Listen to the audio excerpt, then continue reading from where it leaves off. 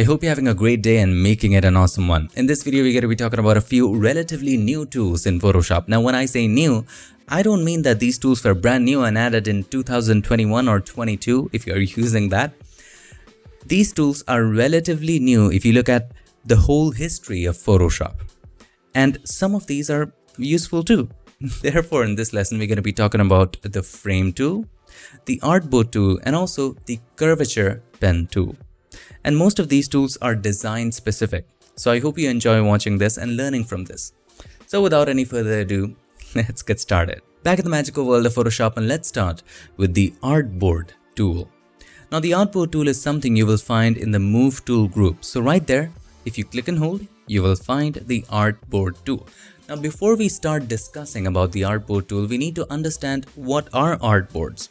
So let's imagine you're in a situation where you have to design different pages of a mobile phone applications. So instead of creating a new document for every new page, why can't you have different pages or different canvases inside just one document for different pages? Wouldn't that be amazing? Yes, you can do that with artboards. So with artboards, you can have one document, and inside that document, you can have several different canvases. And in this case, these canvases are called artboards. Similarly, let's say you're designing a brochure or a pamphlet or something of that sort where you have to have 3 or 4 pages. So instead of having a new document for every page, just create a new document with artboards and you can have several pages just in one document, and all of them will be separate, different. The advantage here is you can move elements from one page to the other. All of them can work together cohesively. It's such a wonderful place. Also, it's not just limited to print or UI or UX development. It's also very important in social media. Let's say you're posting to different social media platforms. So you can have an artboard for Facebook, you can have it for Instagram, you can have one for Twitter, for YouTube community post. All of them have different dimensions and different resolution requirements for the best quality. So it can be useful there as well. So those are artboards, my friend. Now let's move over to how to create an artboard and how to use this artboard tool and how to use artboards in general. Now there are several ways to creating an artboard. The simplest way is going to File and then New. Inside of that, first of all, let's choose the page size. In this case, for simplicity, we're going to choose A4. You can also go to print and then choose whatever preset you like. You can dial your own numbers here as well. The only thing that you have to keep in mind is that you check this artboards checkbox. Once you check that, whatever dimension you choose, whatever resolution you choose, whatever DPI you choose, whatever background contents you choose, and whatever color profile you choose will be created as an artboard. So let's click on Create. And at the top of this canvas, unlike regular canvases in Photoshop, you will see something written, and that is Artboard 1, which means that this is an artboard. You can also name it to whatever you like. First of all, let's create 2 pages. How do you add more pages to it? How do you add more artboards to it? Again, there are lots of ways. The easiest way is, even if you do not have the artboard tool selected, if you click on the edge of the artboard, automatically the artboard tool will be activated. You see these plus icons, which means that you can add pages on all 4 sides. So if you click on plus, there's 1 page added right there. And you can also name these. So artboards are like groups in Photoshop. We're going to talk about that later. So you can also name this. So if we move a little bit to the left, you'll see this is Artboard 1, this is 2. You can also name this for your convenience. You can name this front side and this one is for the back. Okay. Now let's say you wanted to have one more page, but that page size is going to be different and maybe that's an insert. So how do you create that? Again, there are lots of ways to add and create artboards. This is just one of them. So obviously with the Artboard tool, you can drag any shape you want. So let's say I want an insert. So I can just simply make sure they are aligned and then just drag an artboard. As simple as that. You can go beyond this. You can align it. You can go smaller than this. That's absolutely up to you. And keep in mind, as you're dragging, it's giving you real time width and the height. So let's say I want to have the insert this shape. The great part here is you can change the size of the artboard after the fact.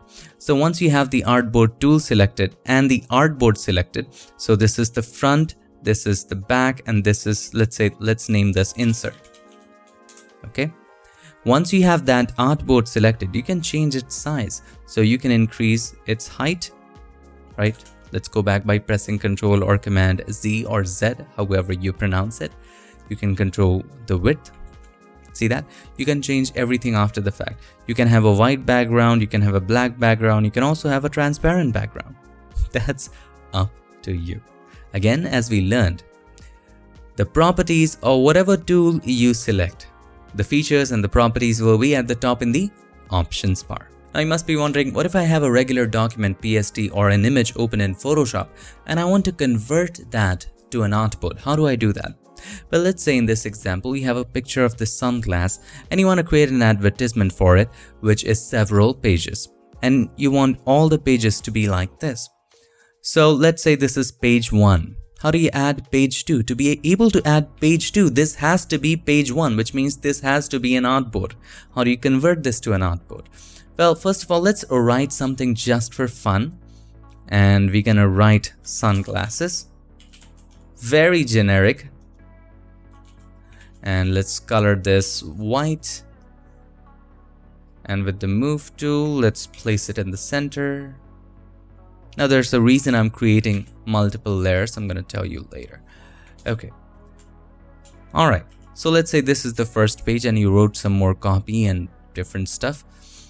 Now, if you want to convert both of these layers into an artboard, here's what you do. First of all, let's unlock the background layer and select the sunglasses layer. Hold the Ctrl or Command, select layer 0, which has the image, right click on it, and then choose artboard from layers. So these two layers will combine in an artboard. So you can name this design 1.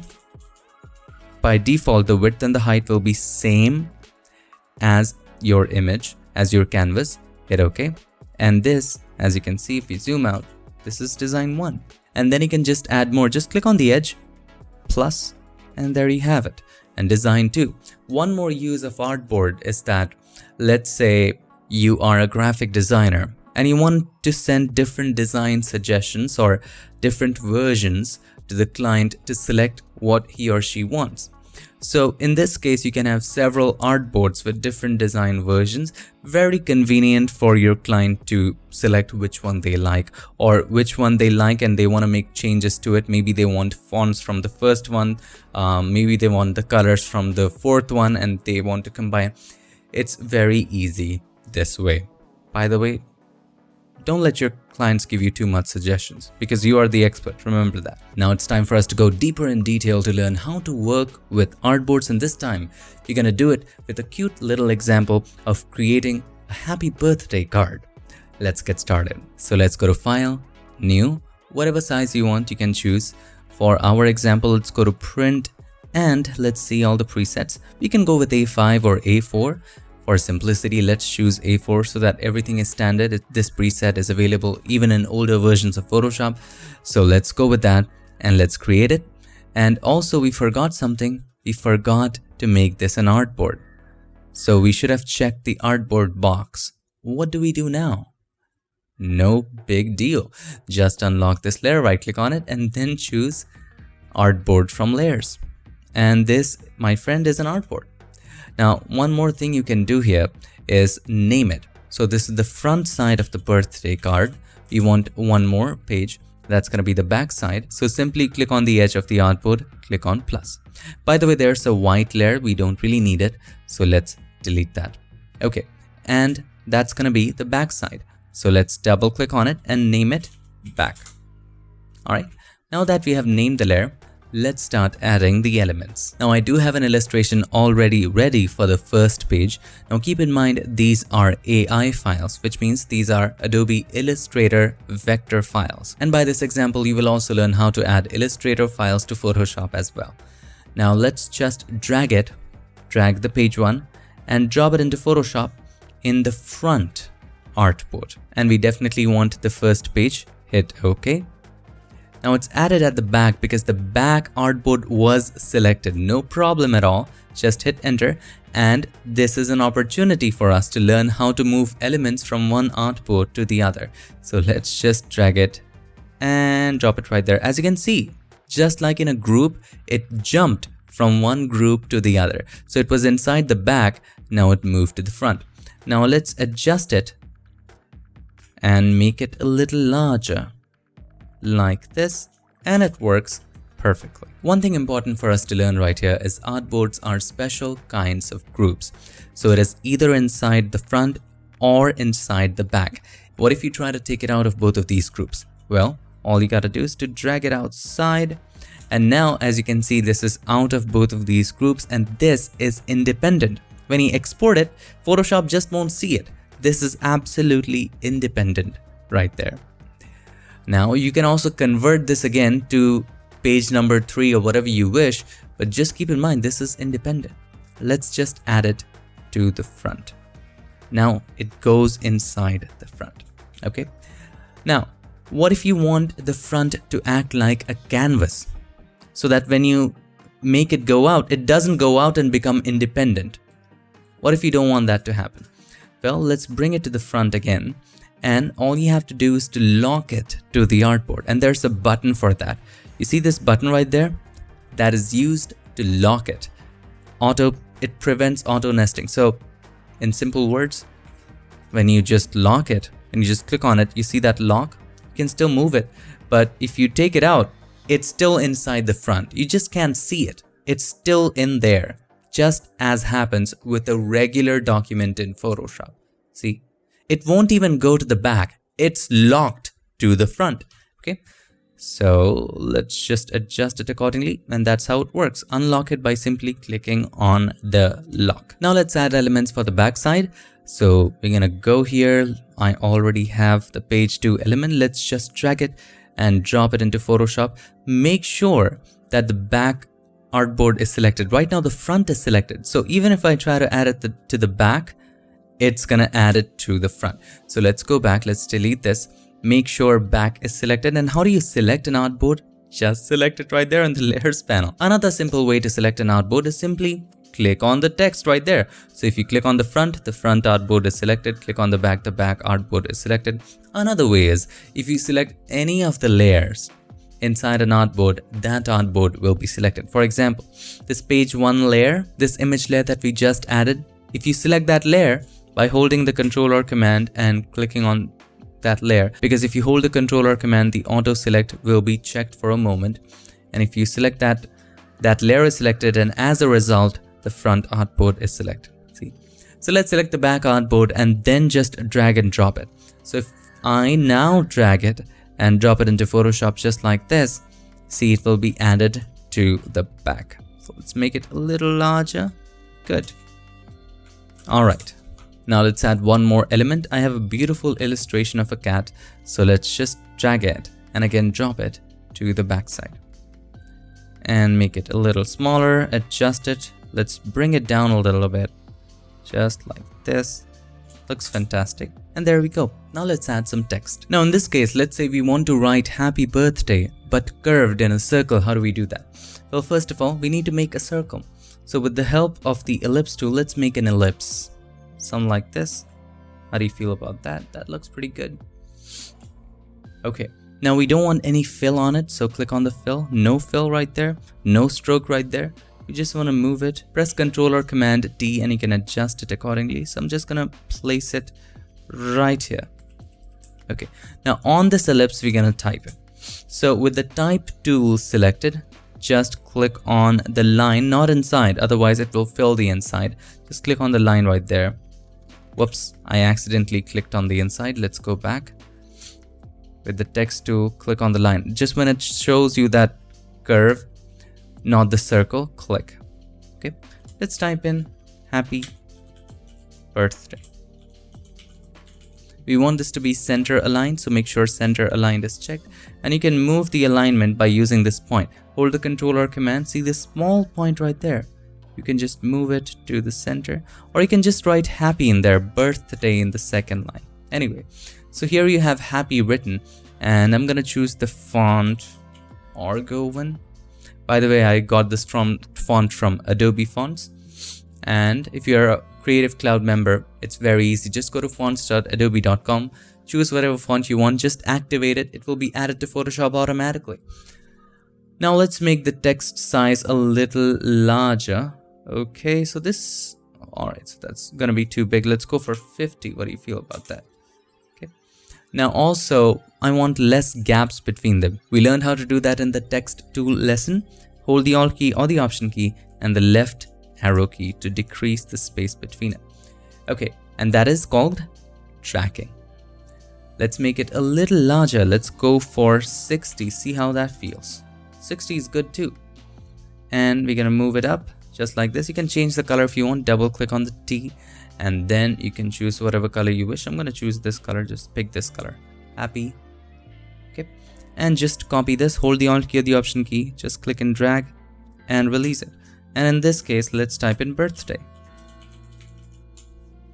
Looks pretty darn good, doesn't it? Happy birthday. And here, let's add one more text.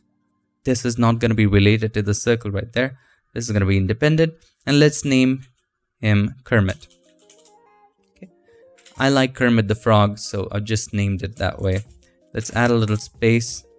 Now I feel between E and R there should be a little space, so move the highlighter right there, hold the Alt key or the Option key and increase it a little bit. So this is called kerning. Now let's move it at the middle. Remember, kerning and tracking know the difference. Tracking is adding spaces generally to between all of the letters. Kerning is specifically doing it between each and every letter, customizing it, right? More in a local level instead of a global level. All right, so let's move the Kermit right in there. Let's center it. Okay. Now also, if you are in an artboard, you don't have to just select everything and then center it. You already have these activated, so you can center it directly. So center it horizontally. You can also center it vertically if you want that, but we don't want to do that. So let's move it down here. Looks pretty darn good. And we want to add a fancy drop shadow to Kermit, right? Because the name is special. So double click on the right side of the layer and then just check drop shadow. Now, this is a special drop shadow that I added previously. That's why it shows up. Let me just reset everything. Usually it is black. Usually it is set to multiply. And this is usually how drop shadows look. The way I want to do drop shadow is that I want to add a shadow of this color right there. And it has to be hard. So here's what we do. We choose the color. We click on this. We choose the color right here. Hit OK. We decrease the size, or in this case it's the spread. It should be named actually spread, and this one should be named size, because if you increase the size it spreads, and if you increase the spread it just gets more into it. Anyway, so that's how it's named. So I just want to decrease how much blur it applies to it. So it's very, very hard. Now you can increase or decrease the distance using this. You can also change the angle. But the way professionals do it is a little different. Once you have the drop shadow activated, you can directly move it right here in the canvas. Looks pretty cool. So this looks okay to me.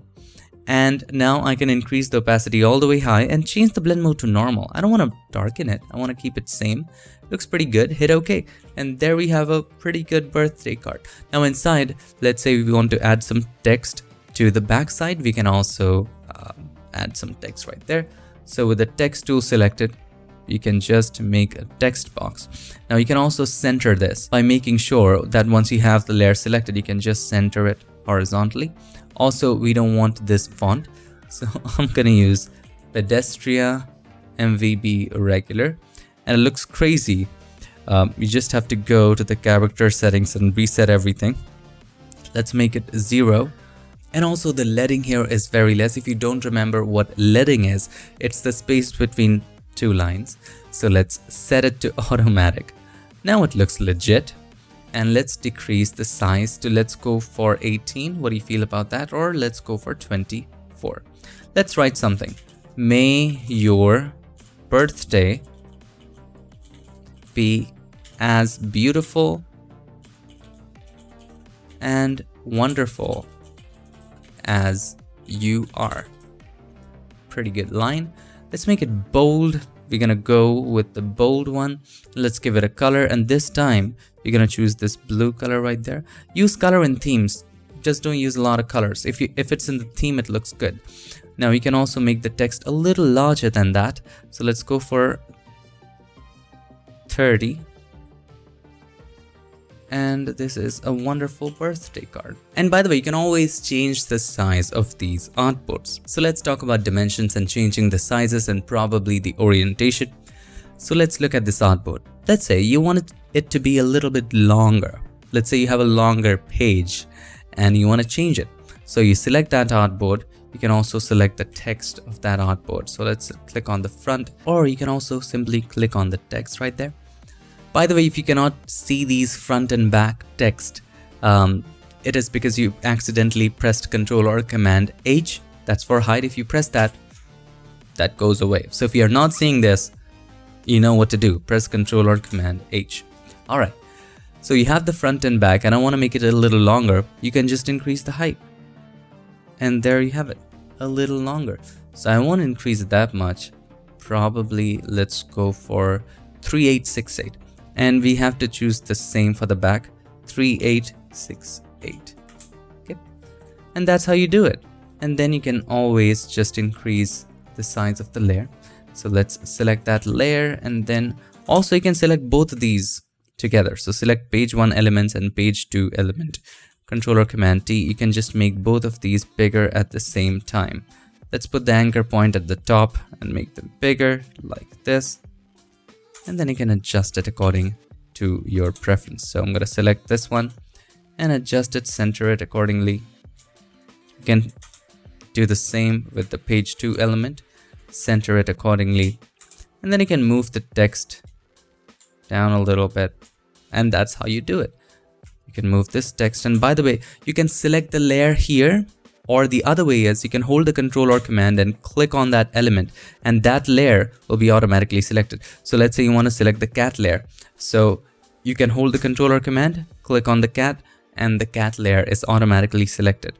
That happens when you have auto select unchecked. If you have that checked, you don't even have to hold the Control or Command. If you click on that element, that will be selected. But that can be disturbing sometimes, because maybe you're just clicking on the text and automatically you clicked on the background and that starts moving. So I usually keep auto select unchecked. And if you want to specifically use it, you can always hold the Control or Command, and as long as you're holding the Control or Command, the auto select will be activated, and when you let go of it, it will be deactivated.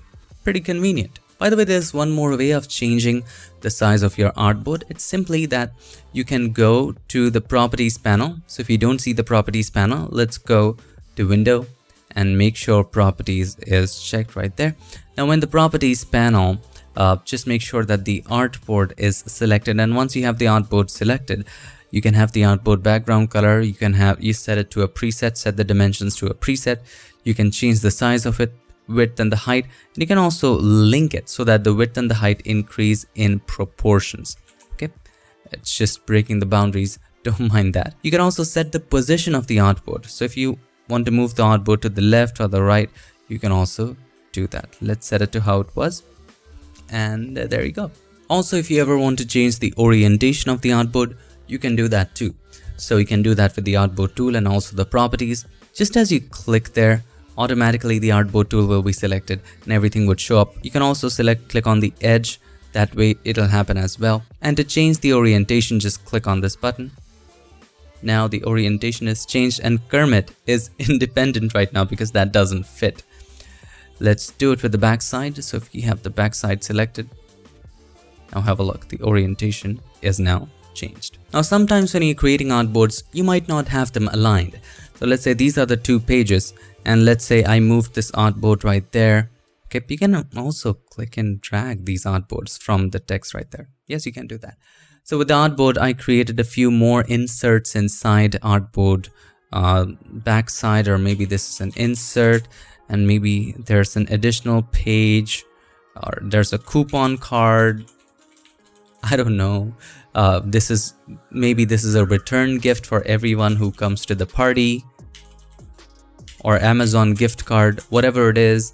And then you have different things to give to people. You have a bookmark created. right? Alright, so here's what you can do. By the way, if you want to collapse all the artboards, you can just hold the Control or Command and click on this button right there. All of them will be collapsed. Now let's select all of these artboards. Select the first one, hold the Shift key and select the last one. All of these artboards are selected. You can align them horizontally. It's such a mess. Let's go back. You can align them vertically. Now they're well aligned, still doesn't fit right. Okay, you can align them this way. So all of them are aligned at the top. Now you can just move it, move one of them. So probably I'll move the bookmark to the right and you have them aligned. You can also align canvases and see how they gel. This is very useful if you want to align a particular text or element or keep something consistent in your designs. So let's say you want to create a card that opens this way. It definitely has other sides as well. So what if I want the same thing on the other side, maybe a little bit changes in the elements? What if I want the same background? Will I create a brand new artboard right from scratch and add the element again? No, just simply duplicate an artboard. And how do you duplicate an artboard? There's a simple way to do that. Just hold the Alt key or the Option key and then click on the plus of your selected artboard that you want to duplicate. This will duplicate the artboard. You can also duplicate it from here. Just select the back artboard, press Ctrl or Command J. You have a duplicate. Two ways to do it. Now inside of that, you can just change the text or remove the text and maybe remove the cat as well. Add some other elements and type something else. You are the master here. Now we did learn how to collapse and uncollapse all of these artboards by holding the Control or Command and clicking on this button. All of these are now collapsed. And if you want to uncollapse all of them, just hold the Control or Command, click on any one of these arrows right there. All of them are uncollapsed. Now we also did learn how to move one element to another artboard. You can do it in a couple of ways. Number one, let's say I want to move the cat to the third one. So with the help of the Move tool, I can directly move the cat right here. Let's make sure cat is selected. Directly move it right here, right? The other thing that we can do, first of all, let's make sure the cat layer is selected and not the artboard. The other thing that we can do, we can just simply drag it inside of the layers panel. As I told you, this is just like groups. So you can just drag it inside the third one, and it is inside the third one, but you can't see it. Do you know why? There's a layer on top of that. Let's put it at the top, and there you go. Now you also should learn how to duplicate these. So to duplicate these, again, hold the Alt key or the Option key, and then click and drag and drop it right there. Duplicate it. And also you can just make a duplicate right there and move it to the other artboard, just as you do with groups. Nothing different or rocket science here. Now let's delete this additional artboard. We don't need it. All right, so we have our birthday card ready and we want to export it for printing or just sending to somebody. Whatever is your wish. So how do we export artboards? And here is the greatest advantage for artboards.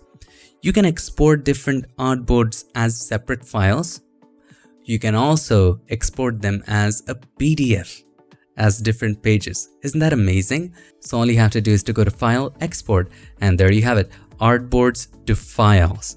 So if you choose that, it'll be saved as different files. So you can also have PSDs. So you can have different PSD documents for each of these artboards. You can also have BMP, JPEG for each of these artboards. All right. Now I'm going to choose, let's say, PSD. Very customizable. You can also check export options to turn on these, maximize compatibility and all of that when we save PSD, we have those options. Anyway, those are not really important. Simply choose the destination by clicking on Browse. Let me quickly do that. So I'm going to save it in this folder called New Tools and click on Select Folder. All right. And you can just select a prefix, Kermit birthday, and simply click on Run. Now it will do its job. Alright, Artboards to Files was successful. Let's open up that folder and see what we have. So here we are in that folder. We have Kermit birthday front and back. Let's try to open that and let's see if it's the same. So this is the front and we have the same thing as we had in the front, and I'm sure the back will have the same thing. Now keep in mind, this is an artboard. Have a look, this is an artboard. You can just right click on it and then choose ungroup artboards. This is again a regular document. Pretty sweet, isn't it? You can have this saved as JPEG as well. Lots of options. Other option is, let's close it. We learned about artboards to files, and the other option is artboards to PDF. So you can choose that, and you can choose again the destination. Again, I'm going to choose this new tools folder, and we can choose a preset, K, birthday. Looks pretty good. You can customize these settings according to your specification. And also you can choose document per artboard, which means that for every artboard, there will be a different PDF document. But what is again the purpose of saving it that way? You can have a multi-page document in one PDF. You can have multiple pages, and click on run. Alrighty. So let's open that folder, see what we have. K birthday. If we had saved it as different documents, we would have K birthday front and back, different PDFs. So you have this one and you have this one. Unfortunately, the pages are just not organized in a way that I wanted it to be. So actually what it does is that it keeps the top one at the front. So you need to arrange it accordingly. So this is going to be front at the top, back at the bottom, and this is how it goes. So this is page number 1, page number 2, 3, 4, 5, 6. This is how it adjusts it. So we forgot to do that. Now before you export, just make sure either both of them are selected or none of them, so that by accident you just don't have one of it saved. Let's go to File, Export, Artboards to PDF. This one, let's name it Kermit 2 and browse. So the new tools folder again, hit OK, multi-page document, and click on run. Now let's open that folder. Let's see what we have. Now it's corrected. If you open Kermit 2, see happy birthday is page number 1, and we have page number 2 here. There you have it. Looks pretty darn good. Just keep in mind that when you export, you have either both of these artboards selected or none of them selected. If you have one specifically selected and then you export, probably sometimes what happens is that only that artboard is exported. So keep that in mind. Now let's learn about the frame tool. What is the frame tool? It just creates a frame where you can add images. Simple. Alright, let's create again a photo book. And through that example, we will learn how frame tool works. So let's go to File, New, and this time let's go for A3. It's gonna be a little big. Create. Now let's create a photo book about surfing. Maybe in a pandemic, because that's the situation right now. Okay, so first of all, this is an artboard. This is not an artboard. I didn't check the artboard checkbox. So let's go to File, New. Let's do that again. Make sure artboard is checked. Good. And let's close the previous one. Alright. So how does the frame tool work? Well, you will find the frame tool right here in the toolbar. Okay. And the basic principle here is this. It just creates a placeholder. That's all there is to it. You can just drag a frame right there. And then you can just drop any image there you want. So let's say I want to drop this image. So I can just drag it and drop it over that frame, and it becomes a nice placeholder. Now you can select the image or the frame from the layers panel. So you can choose the frame and adjust the frame size, right? Or you can choose the image and adjust the image size. See, that's what frame basically is. Now this is how I would use it. First of all, I have this document, right? Pretty good.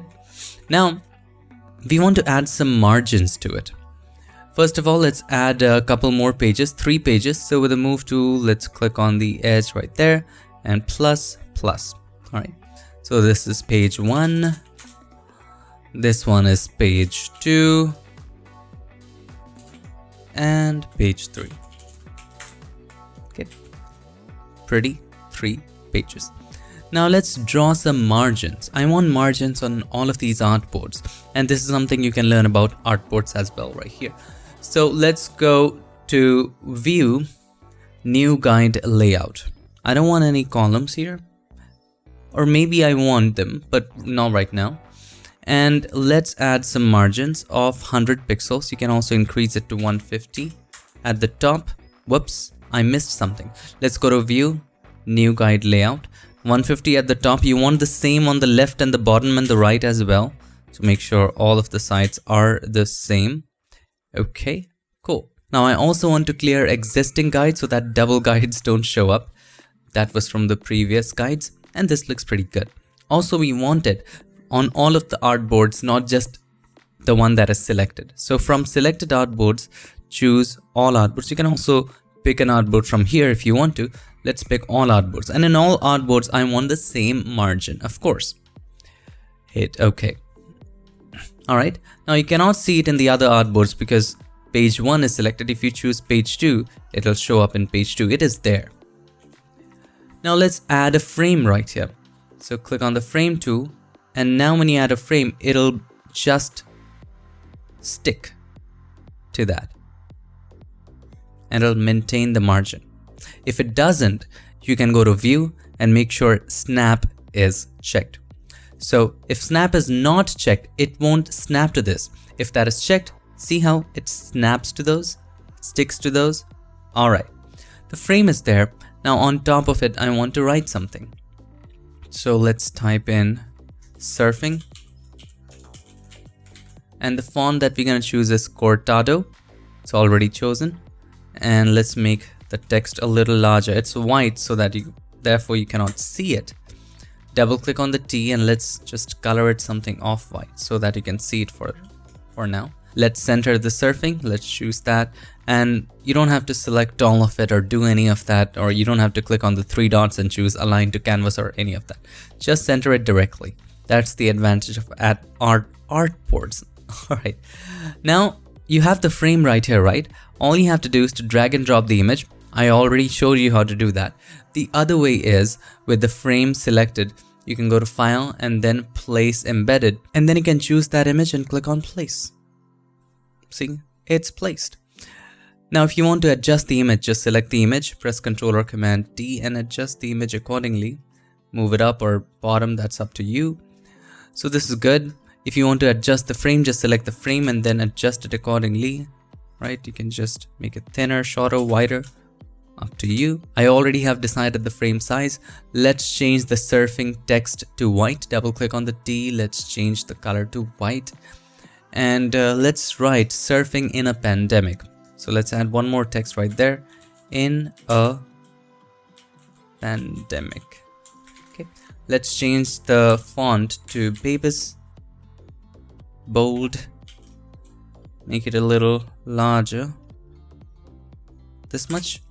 Let's add some more space. Double click on the T, hold the Alt key or the Option key, right arrow to add some space. And also we want to center it. Just center it horizontally by clicking on this button right there. Move it a little bit to the top and let's give it a color. Double click on the T and let's give it red. Let's choose this version of red. I also have one memorized, CD201F. That's the hex code I have memorized anyway. So you can choose any shade of red you like. Now here's a problem, it's barely visible. We want the background to be a little darker, so we can do that easily in a lot of ways. One of the ways is definitely curves. So let's choose curves. Take the rightmost point down. It just makes the highlights dark. If you take it all the way to the bottom, it'll make it black. So this much is fine. Select the mask of the curves adjustment layer. Select gradient tool and just make a gradient like this. Now we definitely want the curves just over the image so that the text and everything shows up. Also, we don't want to affect the background. So we want to limit just the curves to the image. Hold the Alt key, the Option key, click on the line between these two layers. Now this is a clipping mask. You can also create a background color if you wish. So create a solid color adjustment layer, choose black and move both of these above the black. Alright, that looks good. And now if we hide the guides, you'll be able to see. You can hide the guides by holding the Control or Command and colon. This will hide the guides and there you have it. A wonderful cover. Looks pretty darn good. Now let's do page 2. And in page 2, I'm going to show you a couple more tricks for the frame tool. So let's select the page 2. And as you select the page 2, the guides are not visible because they're hidden. Hold the Control or Command and colon to make them visible. and let's draw some frames. In this case, I think I want to add a couple more guides. So let's go to view, new guide layout, and this time I don't want to clear the existing guides, and I also don't want to add margins because I've already added them. So we can add some columns, and we can add, let's say, 6 columns. Now in between each columns we want a little bit of gap, so let's add a gutter of, let's go with 50 pixels. How do you feel about that? 50 looks good, maybe let's go for 60, that's up to you. This really helps us divide the image in columns. If you want to turn on margins, this will also consider the margins while creating the columns. So that's a good deal right there. I want to go with, let's say, 9. So that gives me a little more leeway into what I want to do here. So hit OK. Now let's go to the frame tool and let's drag a frame like this, the whole full area. There's one frame, there's one more frame I want to drag half. Okay, that's one way of doing that. Other way is, let's say we did one frame and let's add something right there, and we're gonna add this one, and let's drag it and drop it right there. Let's move the image definitely so that the surfer shows up. Pretty cool. Now, let's say we want to add one more image, but we are not sure as to how we want the frame to be. So let's say we want to add this image right there. Let's drag it and drop it. Now it drops up in the frame because the frame is selected. Select outside, make sure that Artboard is selected, and then just drag it and drop it. Now this is separate. I want it here somewhere. Now after you adjust it here, you can draw the frame afterwards. Yes, you can do that. So with the image selected, you can go to the frame tool and then just draw the frame, and it will be adjusted accordingly. So you can also drag an image first and then draw the frame. Couple more tricks for you. So right now, let's say only the frame or only the image is selected. If you double click, both the image and the frame is selected.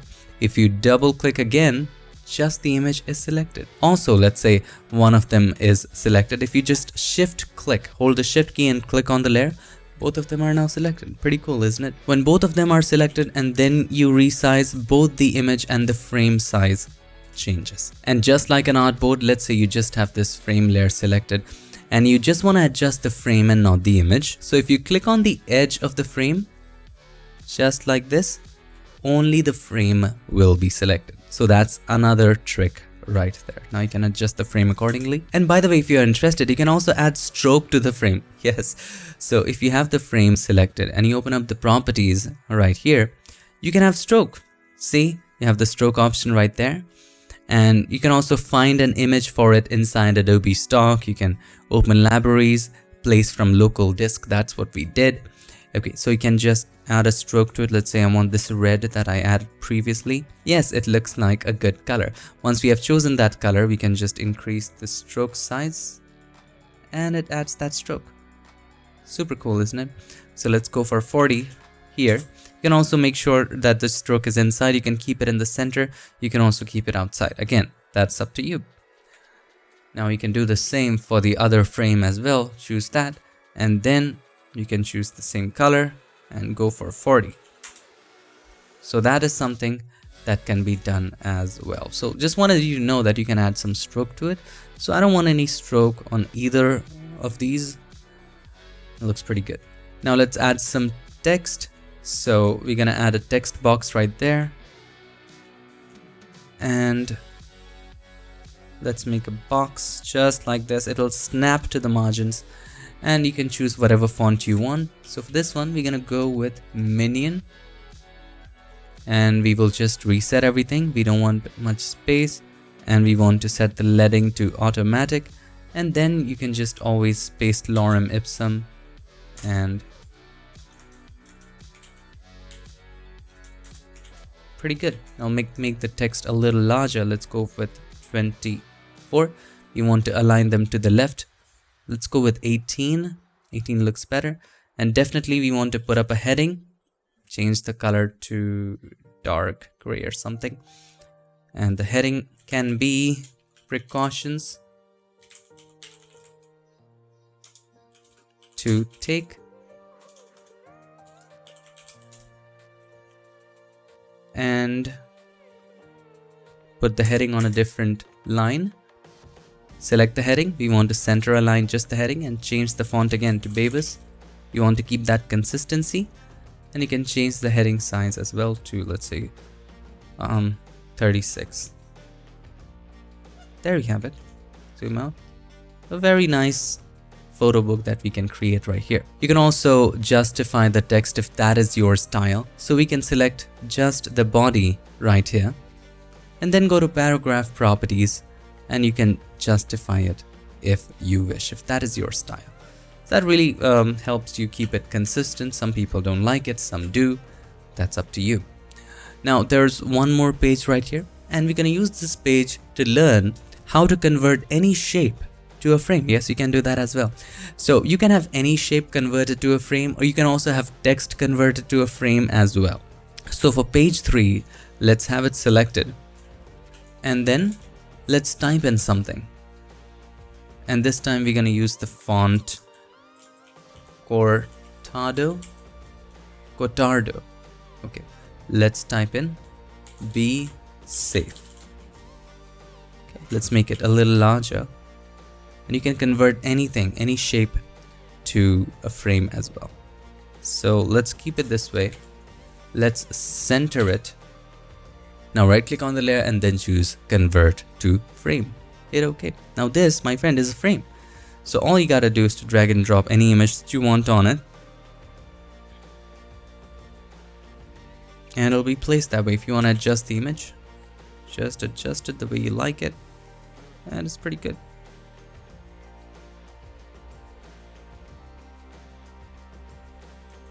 There you have it. That's how you convert a text to a frame. You can also convert any shape to a frame if you want. So let's say you are creating a shape. So we're gonna go to the custom shape tool right here, or you can also go with something simple like the ellipse tool. So I want to make a large ellipse right there, and then we want to add it this way.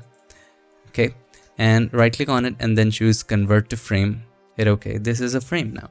So you can just drag and drop in any image you want. So let's say we want to go again with something like this. Let's drag it and drop it over it, and this will be added. I can choose the image and just adjust it accordingly. And there you go. This is a frame too. So that is how to work with and use the frame tool in Photoshop. Now we did learn a lot about the pen tool in the pen tool lesson previously. There's one more tool that I wanted to talk to you about, which is very simple to the pen tool. Actually, it is the simplified version of the pen tool. It is because a lot of people hated the pen tool and they found it a little difficult. Adobe added this tool called the Curvature pen tool. It is a very dumbed down version of the pen tool.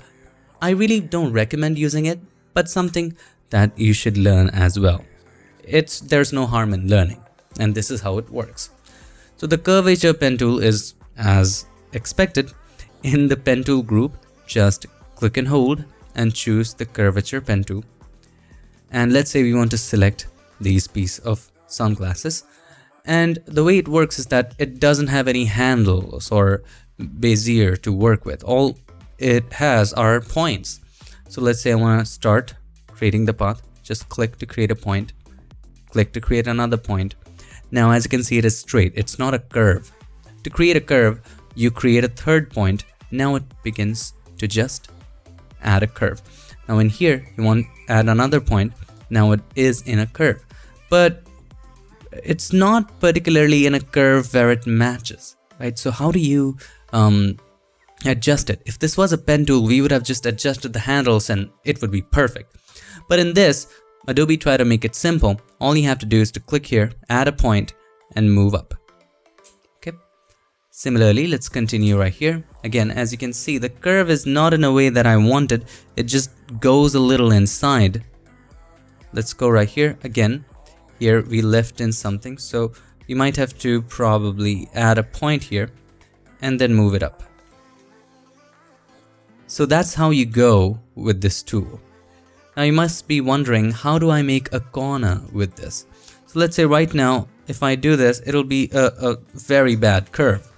I want to convert this into a corner. So if you double click on it, now it is a corner. Now when you do it, see it's a corner, but this is no more a curve because curve can be created only with 3 points. So now when you make third point, it's a curve. So to make this a curve, you would have to add a point in the middle and just adjust it.